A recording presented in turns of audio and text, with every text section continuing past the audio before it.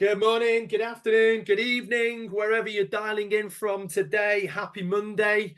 Hope everybody is well and enjoying the sunshine. Long may it last. First things first, for those who have never met me before, I'm Drew, although Andrew is on the screen. Drew, Andrew, whatever is good with me. And I'm one of the CPD advisors here. So welcome one and all. Hope everyone has had a fabulous weekend, whatever you've been up to. And today we've got a fabulous webinar awaiting in the wings. Is Mark Burnett, who I will introduce in a moment, to tell us all the wonderful things about GDPR. Use the chat today, folks. The chat is there. Ping a quick hello where you're dialing in from today. Say a quick hi.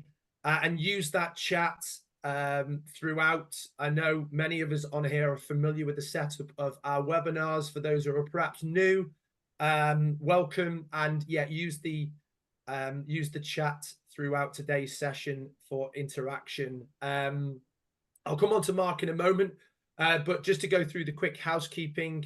First one there I've already covered. Please interact, get as much into today, because that's what you will take away with you as well.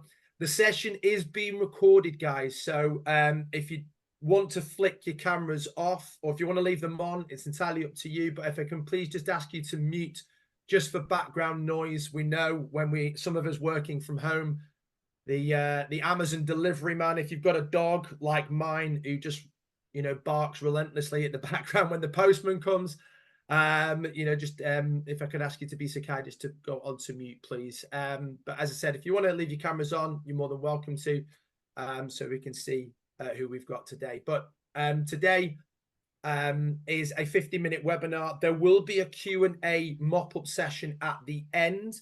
But as I said in the introduction, please use the chat, interact as much as you can with today's session, and we will go from there. So without further ado, this is a topic that I'm really looking forward to today, because it's something that I hear every single day, GDPR, but it's understanding the mechanics of what does it actually mean. I know it's about compliance. I know it's about governance, and of course, data protection. And I'm really looking forward to today. And so without further ado, we welcome Mark. Mark, thank you so much for your time. Mark is all the way from Cambridge today. Good to see you, Mark. And yeah, over to you. Andrew, thank you so much. And good morning to you all. I think data protection is probably more important than we might initially think, because we don't really get a lot done without processing personal data, whether that's employing people or dealing with customers. You have to process some personal data. So I think amongst all of your other concerns and obligations, data protection does play a very important part in your business, or if you're a charity, in raising money and providing support to individuals. So today I wanted to talk to you about some of the changes which are inevitably heading our way, and sort of set you up for the future, and start thinking about how that might apply. And of course, this applies to you whether you're a business, a limited company, a sole trader, a charity. If you're processing personal information, which basically means if you can identify somebody from the information that you're processing, then you are, this session is for you. So this is a guide to your changing obligations concerning data protection. Really, it's all about us leaving the EU. So we're kind of making some different changes to our laws to make them different to the EU, and sort of set up our own jurisdiction, so to speak. So my name is Mark Burnett. Andrew, thank you so much for that lovely introduction. I'm the founder and CEO of Hope and May. We are experts in data protection law. We work with all sorts of organisations. Our role is to ensure, to help you ensure that your handling of personal data, which is anything that identifies an individual directly or indirectly, is lawful and ethical. And we currently work in the UK, we work in the EU and Switzerland, and we are lucky enough to be endorsed by a number of organisations, and lucky enough to be part of the CPD community. So where are we currently? Well, at the moment, we have 3 pieces of legislation that we need to concern ourselves with. We have the UK version of the General Data Protection Regulation. Remember, we were part of that when we were part of the EU. When we left, we kind of kept it, but we made some changes to it. So we've actually renamed it just merely the UK version of the GDPR. So we've still got that. And we've also got, if you're marketing, or if you're a charity and you're fundraising, we've got the Privacy and Electronic Communications Regulation. That's very specifically for the purposes of marketing and fundraising. So there's some important rules in that. And then, of course, the Data Protection Act 2018. And that's the one that's coming under some scrutiny for the future. We'll be focusing on that in just a moment. The other thing that's important, and I've got a slide right at the end of my deck today, just to highlight a few important points about it. International transfers of data. You may not have thought about this, but however, wherever you are on your data protection journey, one very important thing to bear in mind is that you need to know where your data is. So if you're using any of the, the big cloud providers, or maybe you've got a CRM system or something like that, very important to know where your service provider is storing your information. So it's likely to be in the US, for example, lots of data stored in the US. However, it could be here in the UK or in the EU. Very important obligation to know where your data is. And I'll explain more about that in due course. So that's where we currently stand.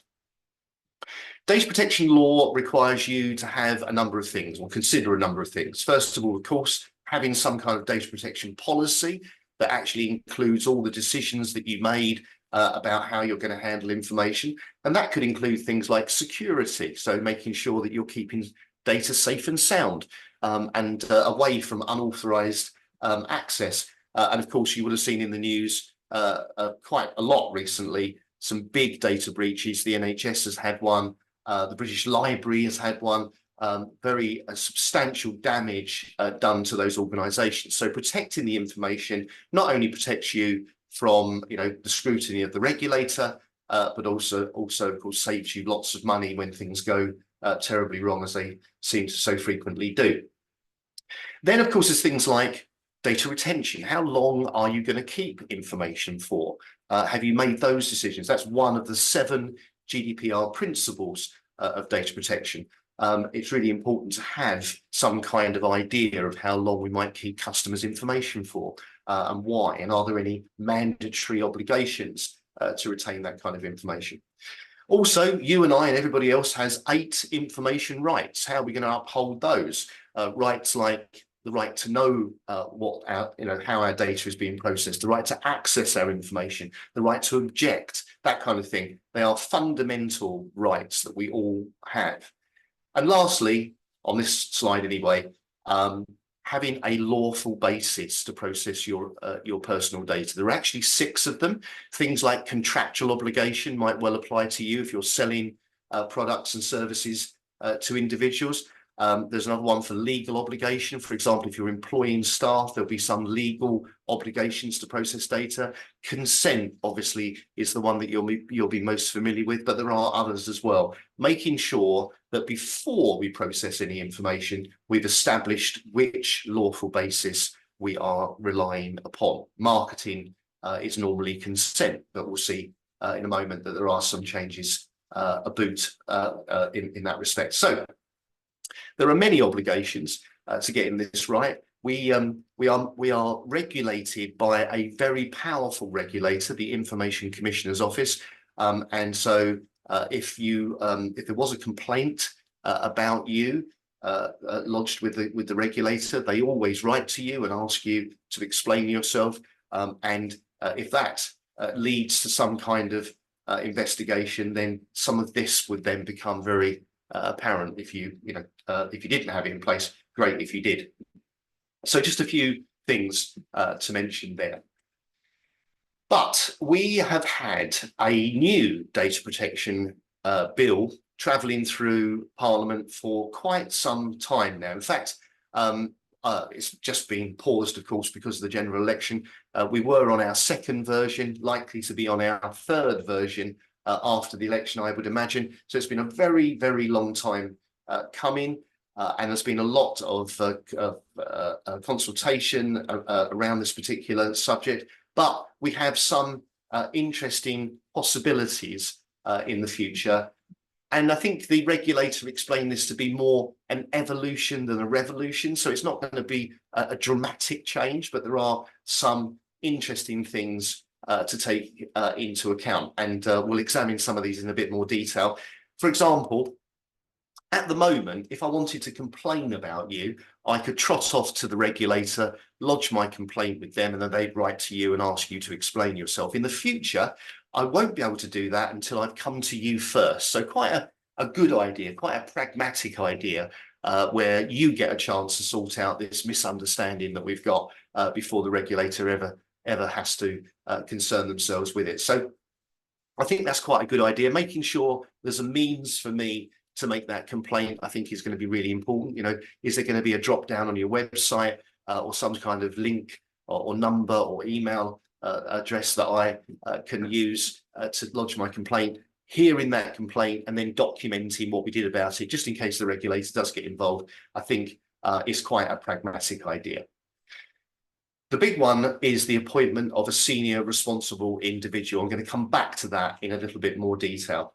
We also have a new structure to the ICO. So in the future, we will have a committee arrangement where decisions are made by committee rather than at the moment, we just have an information commissioner, John Edwards. He makes all the decisions, has a degree of flexibility around all of that. In the future, those decisions will be made by a group of individuals, which we suspect will likely lead to more enforcement action as more people have a voice on that committee. Who knows? But the committee will be made up of obviously ICO officials, but also some non-executive directors, perhaps drawn from different sectors of business.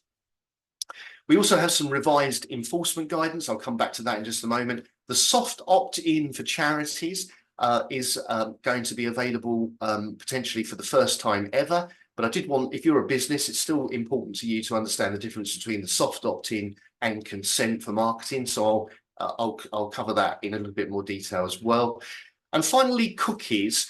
So you may know that at the moment you are required to have my consent to use cookies on your website, and that's what that banner is all about. You know, there's lots of different types of cookies. One of them, though, is analytical cookies. So, you know, you really want to know how effective that last campaign was, or you know, event or blog or something that you use, and you like to know whether people are hitting your website or not in any volume.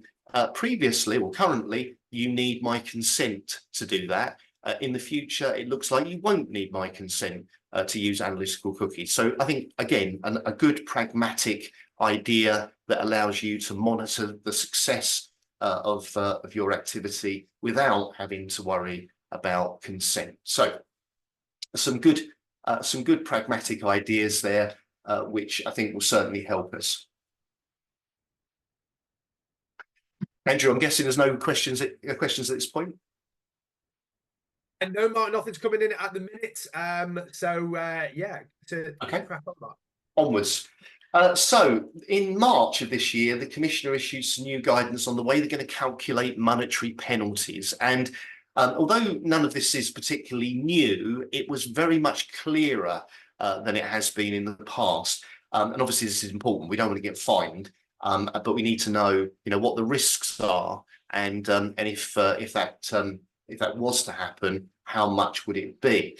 So we've got a much clearer methodology now for calculating fines. But it's very interesting what this new guidance points out is that there are now 3 levels of seriousness of an infringement, taking into account the nature of the incident, the gravity, and the duration. So that, you know, they're all important points. The volume of data is also very important. So if you had like a hack and all of your data was accessed by an unauthorized individual, individuals, the volume is going to be really important. And of course, the sensitivity of that information is really important. So we have things like special categories of data in data protection, things like health and ethnicity and sexual orientation are all heavily protected characteristics. However, there are other categories of data, especially in HR, that could also be considered to be sensitive, things like bank statements and bank payments and pensions and things like that. So we'd have to be very, very aware of the type of information that we're processing in order to ensure that we're getting this right. Also, of course, if you're processing the data of children, children's information is heavily protected. And it's worth also pointing out that your actions, the actions that you take in the event of one of these incidents is going to be very important because all of that is taken into account when the ICO is looking at your conduct in all of this. So I think it's important to keep a record of what you've done and when you did it and who was involved and things like that. So this is important because I think the regulator is not necessarily going to find more organisations in the future, but it's being very clear about what it will do when it comes to that conclusion. So important to bear that in mind. But one other thing that was highlighted in this new guidance, which I think is really important for us all to know, is the definition of an undertaking.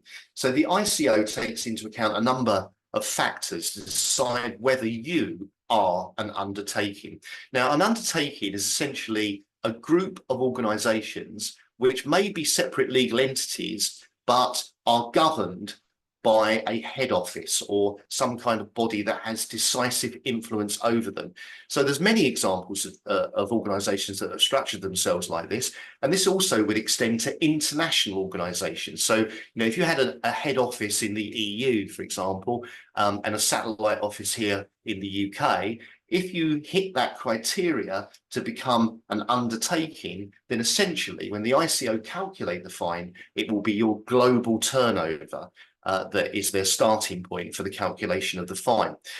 Also, if you had multiple offices across the UK, for example, imagine they're all separate legal entities, but they are influenced by a head office, by a sort of umbrella organisation, perhaps, then you could be an undertaking. And that, I think, is a very grave concern, I think, to organisations that are structured in that way, because if you are it would take into account your overall turnover. For example, we represent an organisation that has its head office in Switzerland, but has an office here in London, but also in Spain and Italy and Turkey. I think it is no doubt in my mind that Switzerland exerts decisive influence over its satellite offices, even though each country is a separate legal entity. I think that if there was a problem in the UK, we might, in that particular instance, be taking the Swiss turnover into account, along with the Italians and the Spanish and the Turkish. So, a very interesting concept, one to bear in mind, and you know, when you're looking at risk in the future. But I think the big one to worry about for the future is this brand new appointment. This does not currently exist, but the appointment of a senior responsible individual within the organisation will be, I think, a challenge for a lot of organisations because, you know, as you'll see in a moment, there are a number of important duties this person must undertake. So this person must be a senior manager within the organisation, making at least some strategic decisions about the running of the business or the charity, must be registered with the ICO, contact details in the public domain. If it were you become the responsible person for compliance with all of these rules. Just to add even more worry to that particular appointment, that individual must remain impartial to the interests of the organisation, and if they can't, they must ask another person to do that role. I'm pretty certain that when government came up with this idea, they weren't thinking about small businesses because there are no exemptions as we've interpreted it at this time, so it will apply to everybody that is processing personal data which might be considered to be data of high risk. So it's going to include things like anything to do with health or ethnicity or sexual orientation, but it could extend to things like bank payments, pensions, and that kind of thing. It's unclear at the moment the extent of this, but I think a lot of organisations will be scratching their head and wondering why, who this person is going to be, and what resources are they going to need in order to effectively deliver on this role. Now, what is interesting about this is that the current equivalent to this, of course, is the data protection officer. So you might well have a data protection officer at the moment, and broadly, all of the same duties apply. However, the EU guidance on this says that actually no senior manager can really be the DPO because, there's inevitable conflict of interest.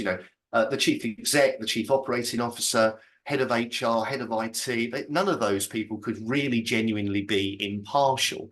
So the idea of a senior responsible individual being a senior manager is somewhat in contrast to the opinion of the EU. So this is probably the area where our changing laws are most significant and have the most significant impact on potentially on you as an organisation.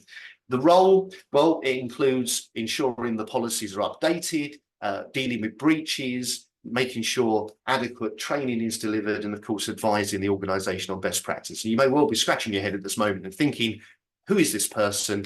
Of course, we will shortly, I hope, enjoy some guidance from the regulator about who it is and how they should approach this subject. But this is probably the biggest issue that organisations will have in the future here in the UK. Just a couple of questions, Mark, just before we move on to that. I think there's a timely moment just to interject here. A few things that have come in. I think that last slide might have answered this for you. Mark, question from Fiona. How does this translate to one person who works with contractors? The question that's coming from Fiona. How does it, so I'm sorry, Andrew, could you say that again? How does this translate to one person who works with contractors? Is that like a sole trader? Yes. Yeah. Fiona, if you are okay, just to come off mute, just to contextualize and give a bit of clarity on the question there. Yes, thank you. So I work alone. I coach, I train, I speak, and my team are all working as contractors. So my virtual assistant, my bookkeeper, and any associates. So how could is it going to be from a certain size company? What are your thoughts? Fiona, thanks for the question, because the size does not seem to come into it. It seems to me, and I did go to a conference recently to hear the minister talk about this, and clearly they didn't really know what they were talking about. With greatest respect, there was several questions, unanswerable questions, and I think the response was, we'll have to thrash that out, I think, was what they said on a number of occasions. And one of the questions was, would this apply to sole traders? And he said, we'll have to thrash that out. But which, considering that conference was before the election was called, you really would have expected them to know a bit more than they seem to know about the future. So my best guess is there won't be an exemption for small businesses, as there isn't currently for the current setup. We're just going to have to find a way of muddling through best we can. Fiona, I know, hands in the air, absolutely. It's a crazy thing. But we have been promised some guidance. We will get a bit of a transition period, apparently, to allow us to customize ourselves to these changes. That's all I can say. Thank you. Thank you very much. Thank you, Andrew. I think you also answered in that there. Also in Sarah's question about size of company. Size is irrelevant. Is that what you say, Mark? Size is relevant. So interestingly, something worth adding to that is that in the current arrangements, if you wanted to appoint, if you thought, should I appoint a data protection officer? When you go, there's a little sort of questionnaire on the regulator's website. You go through that, and the last question asks you this very interesting question: do you process sensitive information on a large scale?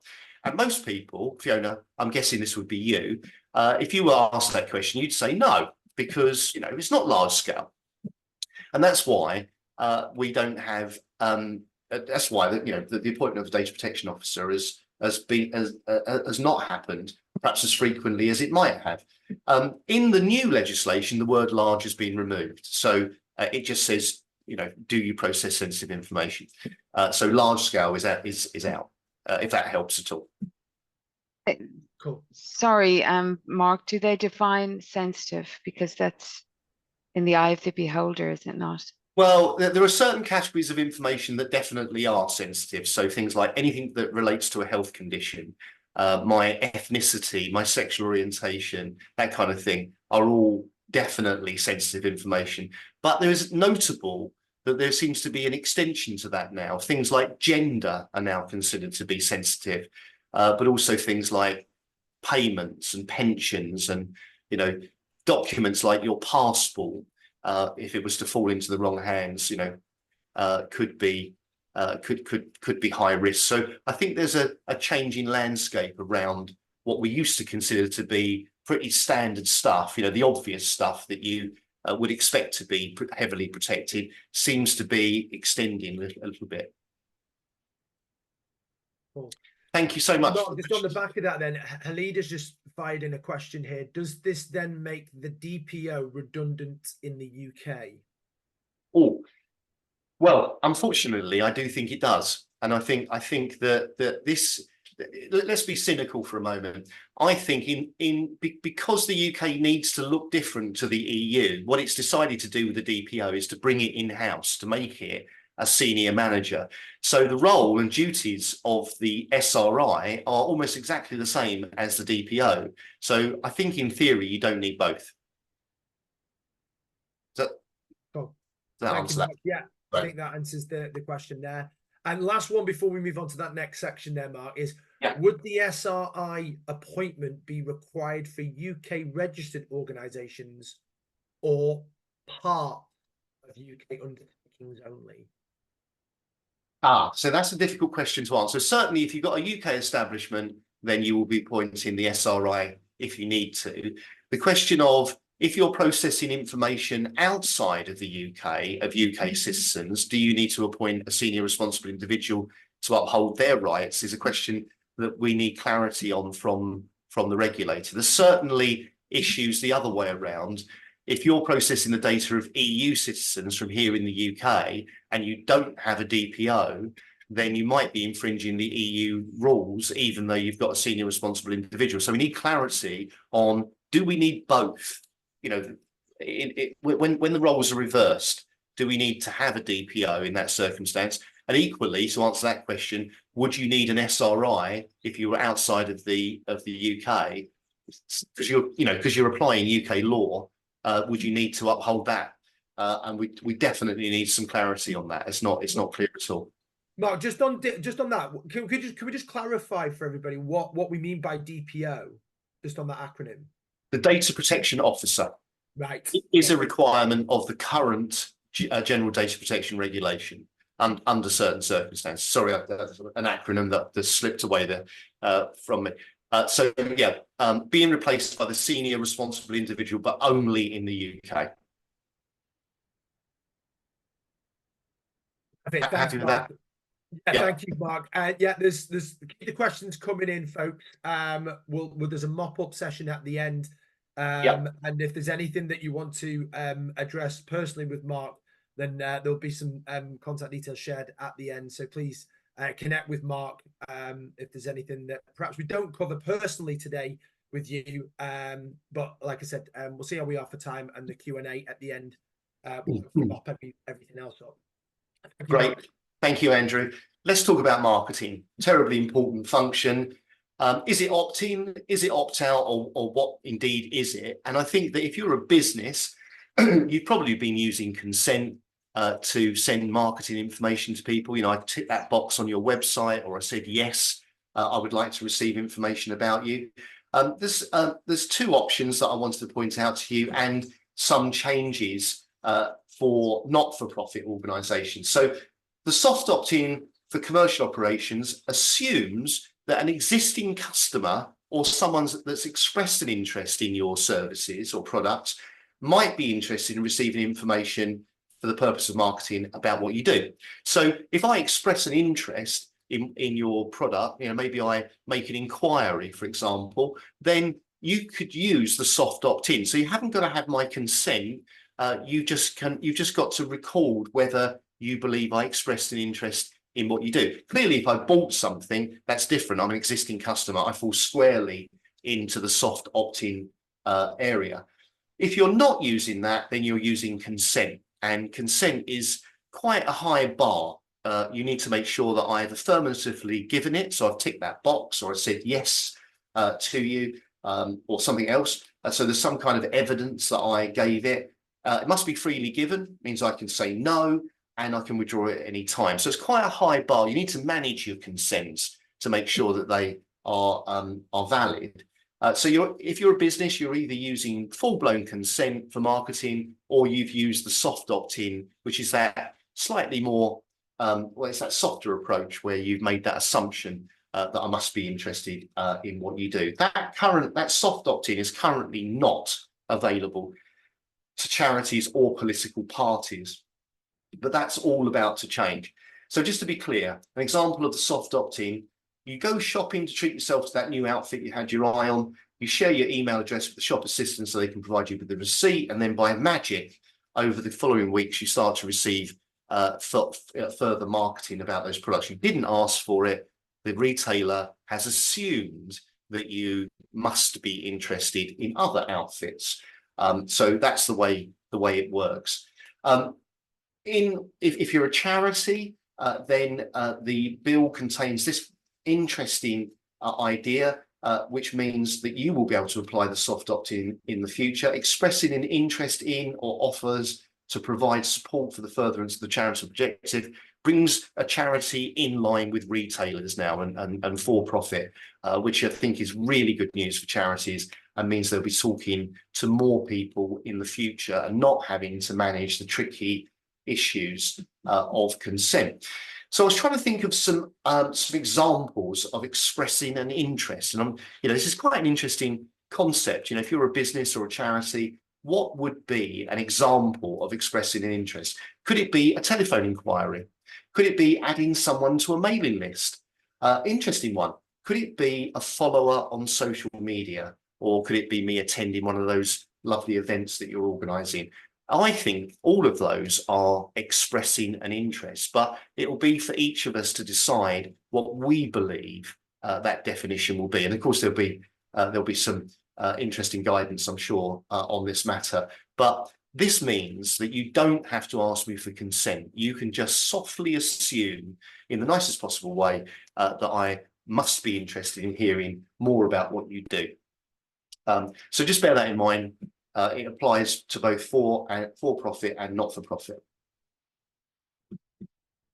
Individuals must be able to easily stop those comms, so making sure that I can opt out, stop it, making sure you can hear me is terribly important as well. And things to consider if you were going to go down that route, and making sure people, we can explain why we're delivering this marketing information to avoid those misunderstandings. And if you are a charity, these changes will only apply in the future, not in the past. So you're going to have two different groups of individual. You're going to have those that you've dealt with up until now, and those that you deal with in the future. So a different approach to those individuals. That's going to be important, I think, to bear in mind. And then, as I promised at the beginning of our session today, international transfers. You might be thinking, that's not me, I'm not international. However, where you store your data could be international. So making sure that we know where our data is, especially if you're processing any sensitive information, and this applies, of course, to your staff data. So wherever your HR data is stored is really, really critical. you may need to complete what's called a transfer risk assessment. It's a horrible exercise, overly complicated, but essentially there are two types of country in the world. There are countries that the UK considers to be adequate and countries that are not adequate. So an adequate country has similar laws to us. Similar robust approach to our rights and our freedoms when it comes to our personal data. If your data is being stored in any of the EU countries or Switzerland, Japan, South Korea, Canada, and partially the US, then you won't need to worry too much because there are arrangements in place. If, however, you find out your data is in any other country, then you will need to complete a transfer risk assessment. And actually, if your data is in the US, you need to partially complete a transfer risk assessment. And then you need to consider which of the two available safeguards you need to put into place. Now, your provider may well have already done that. I think, Fiona, you mentioned about is it like a payroll provider or something like that? No, not payroll provider, but anyway, if you're allowing someone else to store your information for you, then this will apply to them, but will be your responsibility. So making sure these safeguards essentially protect our rights when a version of us, our personal data is stored in another country, and they don't necessarily have the same robust approach to data protection as we do. And I'm flying the English flag for a particular reason, and that's because the new rules say that all these agreements must be written in English and any disagreements heard in an English court. So if you vote for Brexit, you'd be delighted with this because it's very UK-centric, very English approach to our future and the protection of our personal information. So this has been, just a moment in time for me to be able to share what the changes might be. There's a lot to it. It's a complex matter, and forgive me for that. I'm not in the habit of over complicating it, but unfortunately, it is quite a subject with quite some considerable depth to it. But just an unashamable plug. We are here to support you with advice and guidance. We do offer currently outsourced data protection officer representation that will evolve into senior responsible individual support services of the future. We offer audits of your policies. We offer training. We manage lots and lots of breaches. If you have a breach, we would be delighted to support you during that unfortunate event. And of course, subject access requests, which if you've ever had one, you'll know how painful they can be. We deal with a lot of those, and we deal with the regulator on those on a regular basis. Thank you so much for your attention today, and thank you for having me. And Andrew, back to you for any further questions. Excellent, Mark. Thank you so much for that level of detail. So we're going to go into a Q&A, revisit some of the questions earlier on, and yeah, just as we come to that last part of your presentation, Mark, a question in from Danny here. Can we add a business email to our mailing list without breaching the law? Assume this only applies to individuals, not businesses. It's always one of those ones whereby, can't I? So can you just give a little bit of clarity on that, Mark? Yeah, of course. Another great question. So if you're business to business, then your business is doing business with another business. So we happen to be managing that process as individuals, but for the purposes of business to business, we're not really part of that. So so essentially, although you still need a lawful basis, like legitimate interest, for example, to process that kind of thing, it is a strictly business to business communication. We just happen to be involved as individuals. So look at it like this. There are two versions of us. There's the version of us as individuals, and there's a version of us here today. And that version is us in our business capacity. So business to business, you don't need consent to add me to your mailing list. You can assume that this is a business related communication. Is that Can I just clarify? Does that apply even if they haven't had any dealings with you before? So we would proactively add businesses to our mailing list who we assume would be interested in our services. Can we do that even if they haven't had anything to do with us previously? Yes. Okay, cool. Thank Yeah, you. I think that definition of legitimate interest is really interesting. So, as I said earlier, you need one of your 6 lawful bases to process information. Obviously, there is some personal information in most people's corporate email addresses. So, in order to do that, you need legitimate interest. Definition of legitimate interest is you pursuing an interest, and your interest is to sell your products and services to an ever greater audience. Danny, thanks for the question. Awesome, thank you. Thank you, Danny. Thank you, Mark. Coming to apologies if I pronounce this wrong. Viniuri, who works in the NHS, however, within the Recovery College, within the trust. Would the SRI need to come within the RC only? If we can clarify what RC is as well, please. Any acronyms? Hi, Drew. Thank you. Hi, Viniuri. Yes. Hi there. Yeah, I'm sorry, my question's not clear. So RC is basically the Recovery College. So it's kind of the scenario where we are kind of a sub service within the wider NHS. One of the entry criteria for our people who use our Recovery College, they need to self-enroll. So I was thinking as you were speaking, then we can't get, because it's healthcare related, we can't get personal contact data or anything from the wider NHS service users. We need people to approach us first. So I wonder, my question was whether the SRI, we would need to have SRI within our team, or can we speak to the data protection officer within the NHS? I suppose something I can find out, but I threw out the question. So I think the easy way to answer that question is: you're a separate legal entity to the NHS, aren't you? But we come under the so we say CNWL, which is the trust name, and then Recovery College. We are separate though, but we are within the trust. It's yes. I would say so for example, just a simple test. Who pays you? The NHS does. Oh, not so simple then. Yes, but however, people who use our services needs to self-enroll to the educational approach we offer, rather than getting therapy or a medication from a psychiatrist, for instance. That would be kind of, so we are kind of like we are separate. So I do think we possibly need. I would imagine you are separate. So you will be appointing a senior responsible individual. Do you currently have a DPO?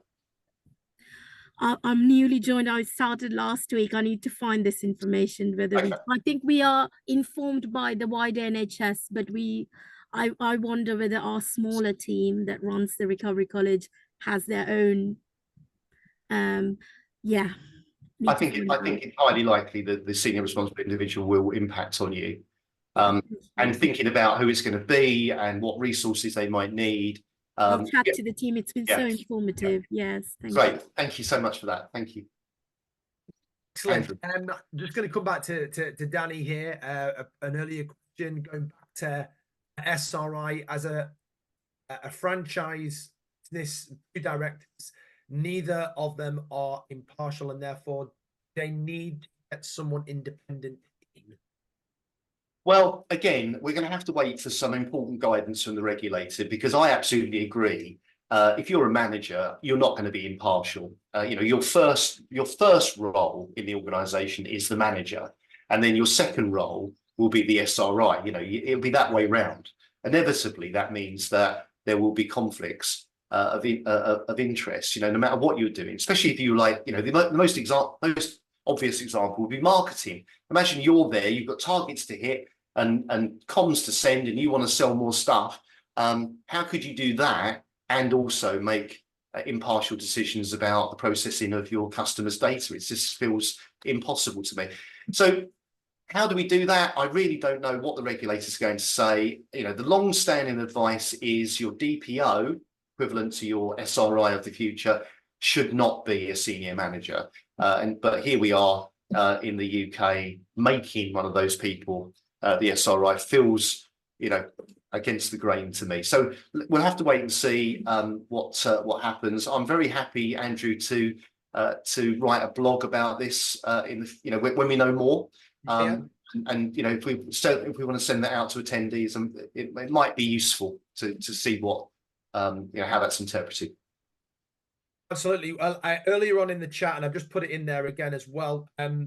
This is Mark's LinkedIn. Connect with Mark outside of this forum if there's any conversations you want to continue. I've connected you there in the chat.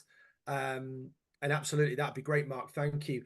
I think that's all of the earlier questions covered. We have got a bit more time where we can cover a few more. So keep them coming in, folks. Some really good questions coming in. I'm going to bring us right up to date. And Jim Downey, please feel free to come off mute here to ask your question. Jim is still with us. Are you still there, Jim?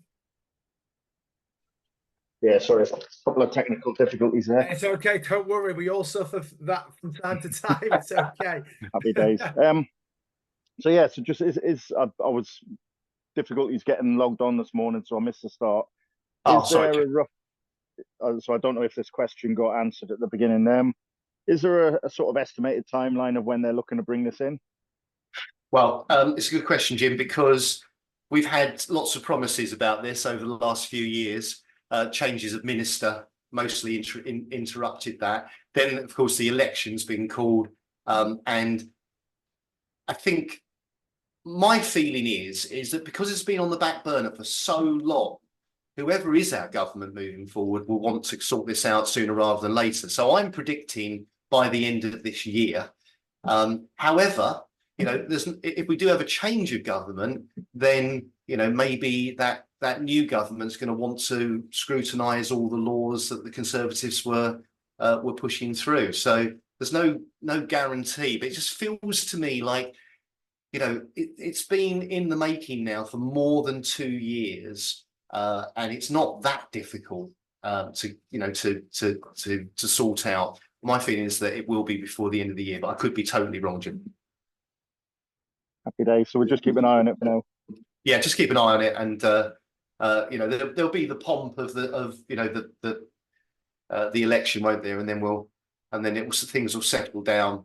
I reckon maybe early 2025, perhaps.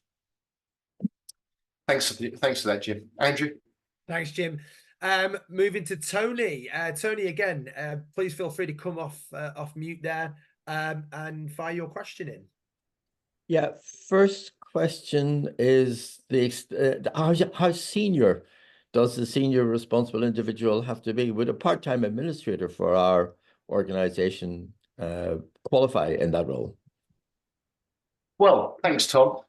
Tony, I think the definition in the bill says the definition of a senior manager is somebody that makes some strategic decisions about the running of the organisation. Now, again, we will benefit from some guidance from the regulator that will define that a little bit better, I think. But I suppose you've got to be making some decisions. So you might be, head of HR or something like that, or responsible for recruitment, or responsible for some sort of budgetary decisions, or I don't know. It's a difficult one, but I think some strategic decisions about the running of the organisation. That's helpful, and I'm sure we can twist things to make it sound convincing. Yeah. The second question is: we are a company limited by guarantee. Mm-hmm. We're a non-profit. We're not a charity. Is the soft option currently available to us? Because we are a company, if you like, But you said non-profits are not currently covered by the soft option possibility. But if we're a company limited by guarantee, which says in our articles that we're non-profit, we're certainly not a charity. Does that not mean that we can therefore make use of the soft option approach? Well, that's a very interesting question that I'm not absolutely sure I know the answer to. I think that I obviously realise that there are not-for-profits that are registered at a Companies House as well as at the Charity Commission. I think it might be a question for the ICO, and I actually feel that I've let you down by not knowing the answer to this question. I really should. I don't know the answer to that question. I think we don't know the answer to that question either, Mark, and it's more our responsibility than yours. So I don't think you should feel let down. Thank you. I think that charitable causes are always very cautious. You're quite good at, you know, with their approach. Sorry. You have little faith in me, Layla. I think Angela might come off mute. Oh, that's good to hear. Angela, if I can kindly ask you to go on mute, please, Angela. I've just done it, Andrew. I think it's a question that we need to clarify, and I'm very happy to find out the answer for you. And if I may, contact you and inform you of that answer. Mark, that's very kind. Thank you very much. Okay. Andrew, I might need Tony's contact details. Yeah, that's cool. Yeah. And yeah, just for those perhaps who dialed in and joined late, the session is being recorded. It will be sent post here with the slides that Mark shared with us today. So if you've missed anything early on, don't worry. It'll all be sent across to our attendees today. Thank you, Tony, for the question. I'm going to come to Sarah. This is the last question that I have so far to cover. And obviously today we've got a diverse audience from, those who are limited companies, non-for-profits, charities, slightly larger organizations. This is a question from Sarah. Does all of this apply to sole trader companies? Sarah, I think it does apply, and I don't think there are at this point any exemptions for small organizations, sole or partnerships. If you're processing information which is in that category of high risk, which also needs to be clarified. There was another question that somebody asked the minister, what's the definition of high risk processing activity? I think he said we'll have to thrash that out. So nobody knows the answer to that at this time. If you are doing that kind of if processing that sort of information, I don't think there's going to be an exemption for you. I think it will apply to you as well. Thank you. Sorry about that, Sarah. Well, thank you very much for those questions. Andrew, over to you, back to you. Excellent. Mark, thank you so much for your presentation today. Really, really helpful and insightful. And thank you to everybody as well for sharing your Monday morning with us. As I said, you'll receive a follow-up from Kirsty, who is on the call, which will capture the video of today and the slide decks that will be shared and circulated amongst you all. Oh, this is the first part. Yes. And yeah, I don't know what's happened there with Angela's mic. But just a date for the diary, and I put it into the chat there. At 19th of August, we've got our next webinar, which is how to flex your communication style as a leader. So that is one for the diaries as well. And as I said, please do connect with Mark for following today's meeting. Hey, I need some keys. We'll go from there.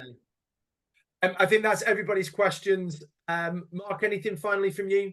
No, I only to say thank you very much, Andrew, for having me on today. Thank you very much, everybody, for your amazing questions, most of which I'm glad to say I was able to answer. Thank you very much for your lovely comments in chat, and I do wish you all the very, very best. Oh, one last thing. Don't worry about this. It's about planning. It's about having some resources and planning ahead. So I don't want to start your week off on the wrong foot. Thanks, Excellent. Andrew. Thank you, Mark. Thank you, everybody. Have a great week and enjoy the sunshine. And we'll see you all again very, very soon. All the best. Thank you. Bye-bye. Bye-bye.